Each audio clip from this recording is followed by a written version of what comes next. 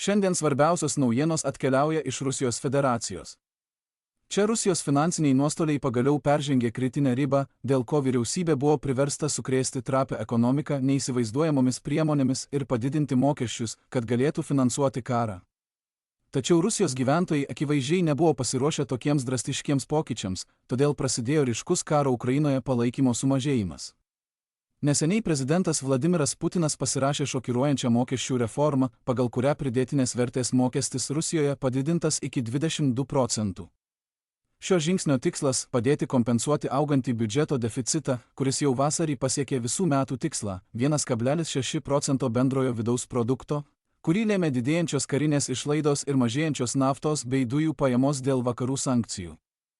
Reforma taip pat išplečia PVM taikymą mažesnėms įmonėms, nes privalomos registracijos metinių pajamų riba sumažinama nuo $740,000 iki $120,000, taip įtraukiant daugiau įmonių į mokesčių sistemą. Dėl to daugelis verslų planuoja didesnę mokesčių naštą perkelti vartotojams, kurie jau dabar patiria infliacijos spaudimą susijusi su karo laikotarpio ekonominėmis sąlygomis.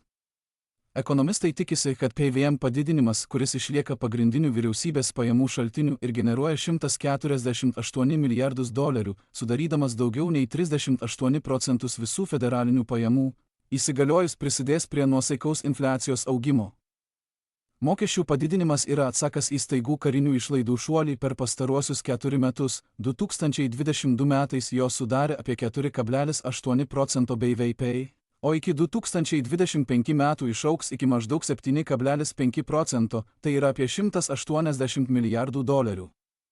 2025 metais su gynyba susijusios išlaidos sudarė 43% visų federalinio biudžeto išlaidų, o tai rodo, kad Rusija vis daugiau lėšų skiria karui, nors pajamos mažėja. Nuo 2024 iki 2027 metų Rusijos gynybos ministerija planuoja užsakyti 701 K-101 raketų ir 450 kalibr raketų, 100 Iskander ir Kinžal raketų, kurių bendra kaina gali siekti iki $6 milijardų.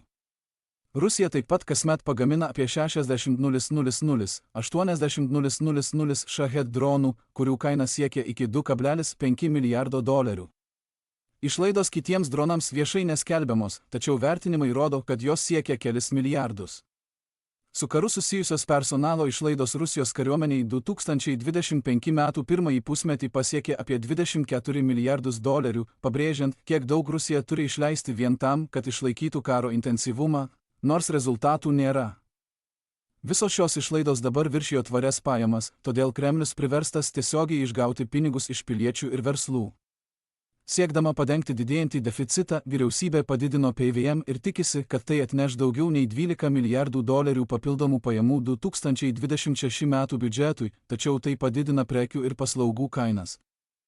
Planuojami pelno mokesčio padidinimai, kurie didina spaudimą verslui, ir gyventojų pajamų mokesčio didinimas, kuris mažina namų ūkių disponuojamasias pajamas, iš esmės perkelia naštą ant paprastų rusų pečių. Šalies likvidžiosios atsargos nacionalinėme gerovės fonde beveik išseko nuo daugiau nei 180 MLR. Dolerių prieš karą jo sumažėjo iki maždaug 35 MLR. 2025 metų pabaigoje, o didžioji likučio dalis laikoma auksu arba juoniais. Analitikai perspėja, kad fondas gali visiškai išsekti iki 2026 metų vidurio, jei naftos kainos nepakils. Tarptautinės sankcijos užkirto kelią užsienio skolinimuisi, todėl valstybė priversta skolinti šalies viduje už didelės palūkanas, nes užsienio šalys nenori skolinti Rusijai. Kadangi paprasti piliečiai dabar moka dar didesnę kainą už Putino karą, parama jo užbaigimui ženkliai auga. Pasak šokiruojančios Bild apklausos, net iki 70% rusų dabar pasisako už karo Ukrainoje pabaigą. Tai aukščiausias rodiklis nuo 2022 metų ir 6% daugiau nei praėjusį mėnesį. Ši tendencija rodo, kad karo ekonominės pasekmės vis labiau jaučiamos visoje visuomenėje, didėjančios karinės išlaidos ir jų poveikis infliacijai, mokesčiams bei gyvenimo lygiui virsta augančių visuomenės nepasitenkinimu, kuris didina spaudimą Kremliui. Apskritai Rusijos karo išlaidos auga, todėl tikėtina, kad mokesčiai bus keliami dar labiau, nes kiti pajamų šaltiniai senka. Tačiau mokesčių našta negali būti didinama be galo, todėl ilgainiui Rusija bus priversta keisti kryptį arba ieškoti būdų, kaip numalšinti gyventojų pyktį. Nepaisant augančios įtampos, Kremlius nusprendė bet kokia kaina tęsti karą Ukrainoje, tad pajamos turės būti didinamos, o paprasti rusai greičiausiai ir toliau bus tie, kurie už tai mokės.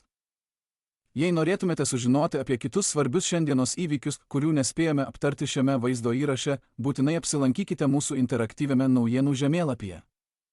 Nuorodą į mūsų interaktyvų žemėlapį rasite aprašyme žemiau. Ačiū, kad žiūrėjote šią apžvalgą ir ypatinga padėka visiems, kurie jau seka mūsų interaktyvų žemėlapį.